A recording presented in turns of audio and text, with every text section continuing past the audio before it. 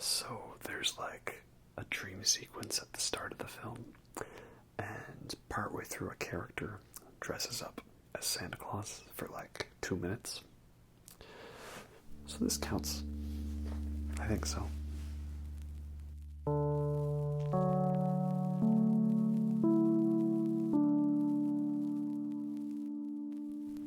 Good day, and welcome back to another ASMR Christmas movie beer review sort of thing. Anyway, what do we got for today's beer? Ooh, it's an interesting one. This is Caber Tosser, a wee heavy cherrywood smoked.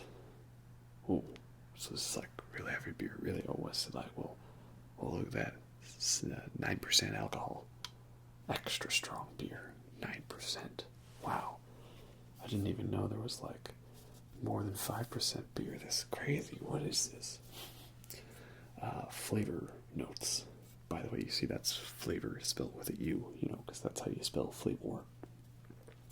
Silky, chewy, campfire, boisterous. Interesting fact. Tossing the caber is a traditional Scottish athletic event. The word caber comes from cabar, or caber, which is Gaelic for wooden beam. It's heavy. And so is this beer, and a heavy beer, well, that's how I like my riffs, right? Heavy as hell, just like this beer. So let's crack open this cold one.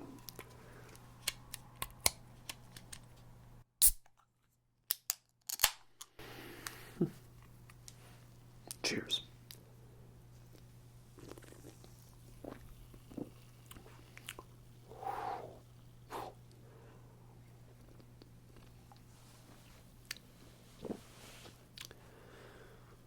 Oh, that's heavy. Again, about half as heavy as I like my death metal. Whew. Oh, wow. I've had a couple of extra strong beers before, like 9 and 10% beers, and they're usually like real weird limited release craft beers. Like, I recently had this Russian Imperial Espresso Stout called The Shaft. And, what brew? I think that was a Moon Underwater Brewing beer. And then another one that I know of that I think was like the first really strong one I tried was the Numbskull Imperial IPA by Lighthouse Brewing. Yeah, those are both like 9-10%, pretty crazy. I remember Phillips had a Russian Imperial Stout once. It was a pretty strong one too. Usually Russian Imperial Stout, well, those are pretty strong ones. And it's all places, if you want good beer, go to Victoria on the island, right? They've got some great beer there, and there's like all these breweries that are like within like a couple blocks from each other. You got Phillips, Hoyne, Moon. That's the only three that I can think of off the top of my head right now. But I think Lighthouse Brewing's maybe there. I'm not sure. There's a lot of great beer, right? Love to travel to some great breweries. It's always fun. You go to a nice brewery and they got like their own unique spin on some kind of a beer that is like, maybe like a common style, like a hoppy IPA or, hazy pale ale sort of thing. But it's always nice to see the beers there, And this one is quite strong. Think like cherrywood smoked, like it says, but it's like not bitter per se. Like there is bitterness to it, but it's not overpowering. But you can taste that this is a strong one, that's for sure. Okay, so I guess we got like Scotch ale, right? So like we could put on the Scottish accent and be like, alright then, so what video do you have for us today? And to that I would say, well, the video I have is actually going to be on a topic that is not only related to Scotland at all. In fact, the film is going to be particularly French, so it does not really make a lot of sense for why you're doing this really bad Scottish accent when you're talking about a French film. But I digress, that is the way it is. So, film we have for today is the 1995 steampunk, dystopian, sci-fi, fantasy-ish film that is The City of Lost Children, directed by Jean-Pierre Jeunet. So it's a French film, French language film, subtitled, you know, for all you cultured people that can appreciate a good film regardless of what language it's in, because, you know, you can read subtitles, right?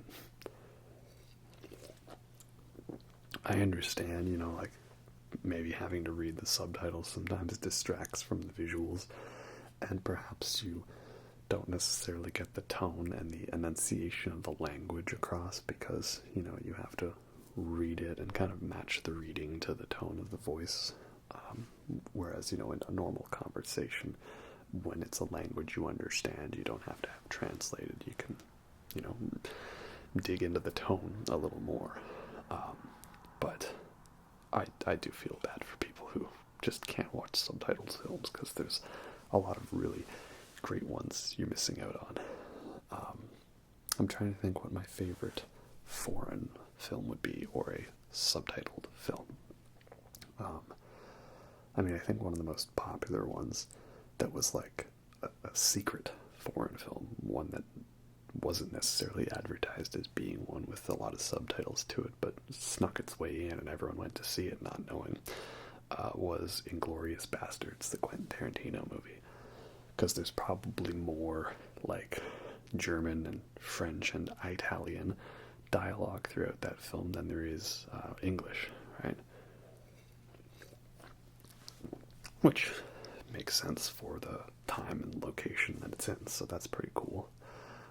The other big one is, for me, like, again, this might not be my favorite subtitled film, because I don't know if I count Akira, because I watch both the Japanese and the English version of that film. I think the 2001 Pioneer dub is pretty top-notch as far as English dubs go. At the end of Evangelion, it's like it's a film, but it's kind of an extension of the show. I don't know if you'd count that one, right? The first film that came to mind when I thought subtitled films was Pan's Labyrinth, the Guillermo Del Toro film, which is it's a Spanish film, right, and takes place in Spain during like 30s or 40s approximately. I can't remember exactly. That's a wickedly awesome fantasy film, and I like the style to it. Is it's like kind of a mix-up of a bunch of different ends of like the movie spectrum. Like, you've got like, there's fairies and pretty things and sparkly stuff, and there's a cute little girl as the main character, but it's also set against the backdrop of a horrible civil war with revolutionaries trying to upend a corrupt fascist state, and there's like murder and death, and there's like fairies having their heads bitten off by some weird guy with no eyes walking around all like, like he's straight out of a Tool music video or something. So that's pretty much Guillermo del Toro style, you know, like whimsical fantasy but R-rated, right? And I spent so much time talking about that because, well, one, I don't have too much to say about City of Lost Children, but I think I offhandedly mentioned it in a previous video, probably my Alien Resurrection review, because the director of this film, Jean-Pierre Jeunet, the next film he did after it was Alien Resurrection, the fourth Alien film, the dark comedy spoof Alien film, written by Joss Whedon, the one that most people hate on, and I actually still pretty enjoy for the campiness to it, and like how it's like, it's so straight-faced at what it does that it's kind of comedically over the top in that way. But I feel City of Lost Children, it's like the most Del Toro film that wasn't made by Del Toro, at least from the films that I've seen, because it is like a dark fantasy, but a bit of a sci-fi element to it, and some sort of steampunk aesthetics. And it's got like main characters are like cute kids, but there's also like lots of bloody murder and explosions, and weird creepy stuff, and 90s CGI, you know. And like a lot of the cast of Alien Resurrection was also in this movie, particularly, well, Ron Perlman, who would have been interesting for him because he didn't speak any French on the set of this film, and everyone else is speaking French. But he learned his lines all in French, and apparently he did a decent job with like speaking the language. His role, like it's kind of hard to pick like a protagonist exactly in this movie, because like, yes, he seems like he's the main character, you know, like he's this guy who's in sort of more of like a circus freak show sort of thing for his brute strength, and he's off to try to save, like, is it his little brother or his son? I have a confession to make. I actually haven't watched City of Lost Children in full for quite a while. I've only skimmed through it, so this review might be a little sketchy in parts because I actually haven't seen the whole film. But you know, I'm picking movies to talk about that have Christmas stuff in them and recommend you some good stuff. So that's why I'm putting this one out, even though I haven't seen the movie recently. But you know, he's kind of the main character, but like, also it really is kind of the story of like this mad scientist, Crank, also, but in the accent they say Kronk, you know, pull the lever, Kronk, wrong lever, you know, and he's like some weird evil scientist who like can't dream for himself, so he's like resorted to like kidnapping children, trying to steal their dreams, but they mostly end up just the dreams turning into nightmares. And that's the opening scene of this movie. That is like the Christmas part to it. It's like this kid waking up on Christmas, and there's all these cute ornaments, and Santa Claus comes down the chimney, but then like another Santa Claus comes down the chimney, and then there's like a whole bunch of them. They're all like rummaging through the house and like getting drunk on a bunch of booze, and there's like a reindeer there like making a mess, and it's just like weird. And there's a lot of like the fisheye lens effect, you know, where it's like real like big and wide effect up close, and like weird distorted curvature towards the edges of the frame. The way this film's shot is like, some of these shots feel like they're pulled like straight out of like some kind of like click and point adventure game, because it's like a camera that'll be like high up on the wall, and then it's kind of overlooking the environment with a lot of extra space given that doesn't necessarily need to be there, but like gives this weird zoomed out effect. It's a very oddly shot film in a very peculiar manner, and I think that's what I really like about that. It just like oozes this really cool style to it, and there's this whole like subplot, subsection to this world. It's like this weird like city on the docks, and you know, it's like there's like boats and water and canals, and then there's this like underground cult of like cyborg people. It's kind of like this fairy tale idea of a cyclops, you know, weird one-eyed beast. But these are biomechanical cyclopses, because it's like a bunch of people who've like joined this cult with this idea that to truly reach enlightenment, you have to give up some of your senses. So like, they usually have like a robotic eye, and they aren't hearing with their ears exactly. They've got like hearing devices plugged into them, and they have these like guns that they point at things to like hear, like it's like a directional microphone of sorts. And usually that leads to lots of bits where they have their sensitivity cranked up way too loud. So clearly none of these guys recorded an ASMR video trying to get the proper sensitivity down. But yeah, I love all this stuff with these weird Cyclops creatures. There's like a shot where it's like inside like this meeting place of theirs, where it's like inside like a ship of sorts.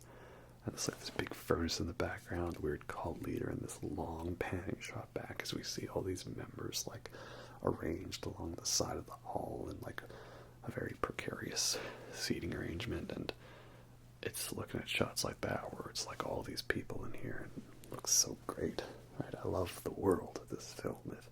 If nothing else sticks with me from this film, it's the style and the world, and I think that says a lot when just the images they really stick with you. Another cast member who was in Alien Resurrection, who was in this film, is Dominique Pion, I believe is how you say his name. In Alien Resurrection, he was Vries, who is the smuggler in the Betty, who is in the wheelchair. And he has the gun that's like assembled in the wheelchair. He's all like going through the middle of the deck to want to check the chair. And then, I guess because of his accent, because he's French, he had a hard time delivering the line in Alien Resurrection, which the original line was going to be, "Who are you expecting? The Easter Bunny?" And he had a hard time delivering that line. So I think that's why they changed the line in that to "Who are you expecting? Santa Claus?" And now this makes me think I could have saved Alien Resurrection as a Christmas review, but I did my own review of that already. I actually think it's a quite enjoyable film. This is quite a heavy beer. Wow, I need to set that one down for a bit. Pace yourself. Pacing is good. we drink responsibly on this channel. So Dominique Pion, he has a very interesting role in this film because it's like there's a bunch of clones of his character. He's like a bunch of these servants that are helping Kronk, and there's very good editing this film to like make duplicates and clones of him.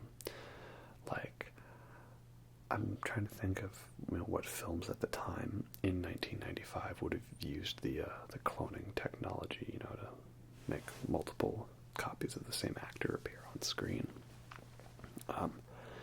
Primarily you'd do it with like a split screen sort of effect, or maybe have one character shot from behind so you can have a double stand-in for them.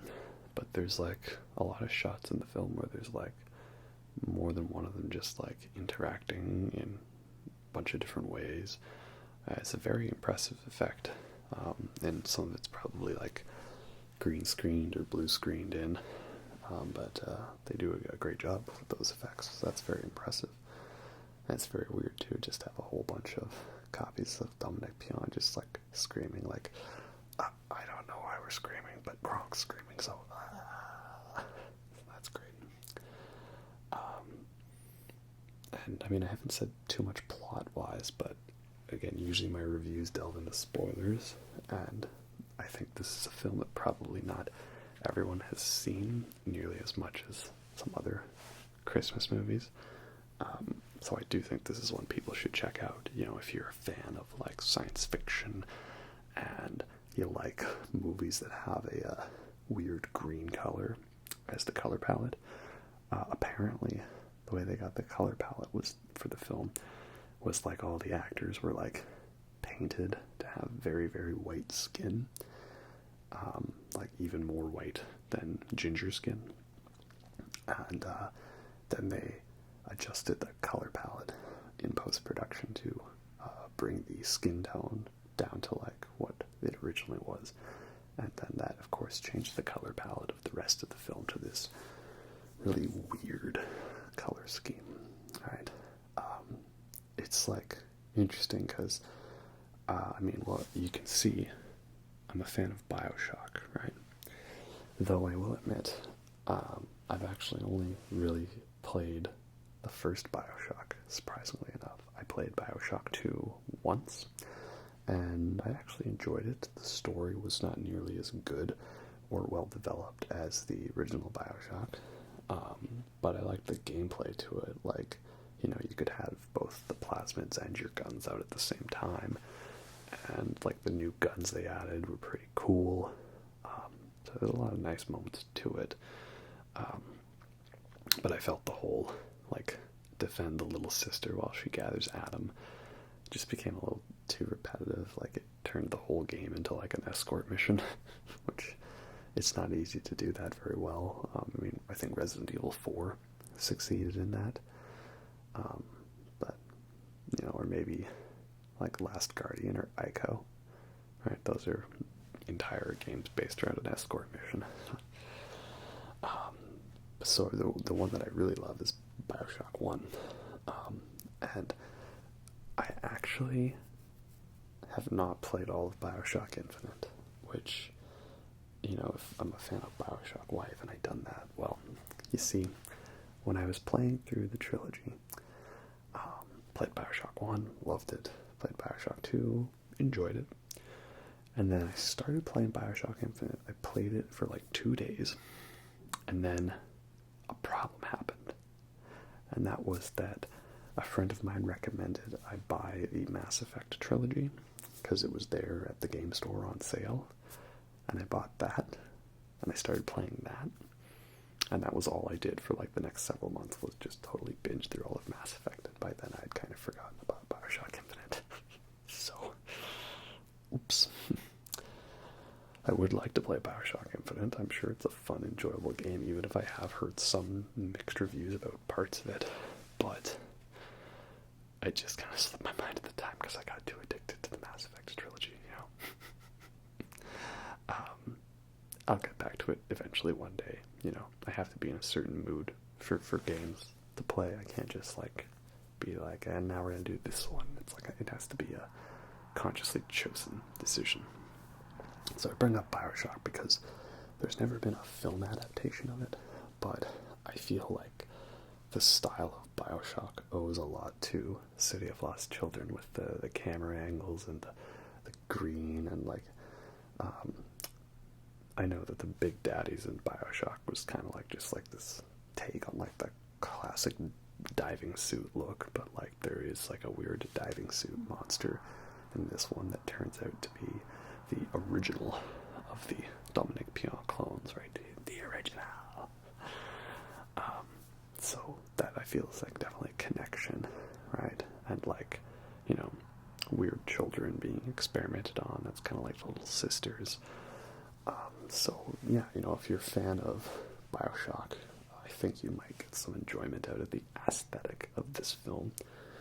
The other one that people kind of associate with Bioshock, and I'm not sure exactly why, but it does feel like the correct association, is A Cure for Wellness. Something about the clinical setting of it all just feels very Bioshock in a way that, like, maybe they were trying to work on a Bioshock movie and it ended up becoming something else.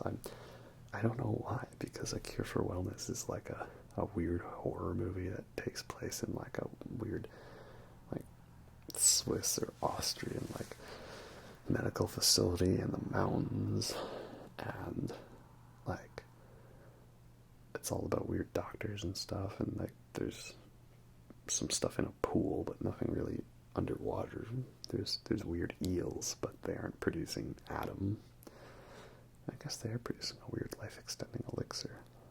I'm not sure. The Cure for Wellness, it's a great movie anyways. I think it was pretty underrated. So, you have that and City of Lost Children. Now all you need to do is figure out the third movie, and then you can have yourself the Bioshock-inspired influential movie trilogy, right? That'd be pretty cool. But yeah, it's definitely along similar lines in aesthetics to Bioshock, that's for sure. But yeah, I don't have too much to discuss about it. It's a good movie with a cool style to it, and if maybe you liked some of the stylistic choices to Alien Resurrection in terms of the look, but you weren't a fan of the weird dark comedy tone, or, the fact that Ripley was a new character in that movie because it was a clone of her, not the original. Or you thought some of those weird, outlandish French moments in that film, could have been better under a different context, then perhaps you should check this one, City of Lost Children, out, because I think that, I probably enjoy Alien Resurrection more for it being an alien film, but City of Lost Children's probably like the more straight up, well-made, better film on a technical level, from a writing perspective. So, you should definitely check that one out. But again, like the Christmas connection is probably the loosest I can make for this review, but I just wanted to recommend it because it is a cool one, right? Great visuals, great style, a lot of great moments, and while there's not much for action or explosions, like when it does happen in the film, it is pretty well shot, and you can kind of see the stylistic similarities between this and Alien Resurrection. I know the other big movie from Jean-Pierre Jeunet is Amélie, which I've still not seen. I would like to. Apparently it's a nice, fun, quirky little upbeat movie, and hey, sometimes that's what you need. Maybe in a way that is more of a Christmassy spirit film in terms of its just wonderful, joyous, overwhelmingly positive look on things, as opposed to this, bleak but hopeful, weird, creepy, dark fantasy film. So, I think that's about all I have to say. So yeah, go check this one out if you have not yet already, and stay tuned for plenty more Christmas beers and Christmas movies as we make our journey closer towards the day.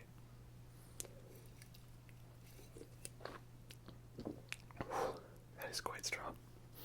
That's heavy. Anyway, hope you all enjoy that, and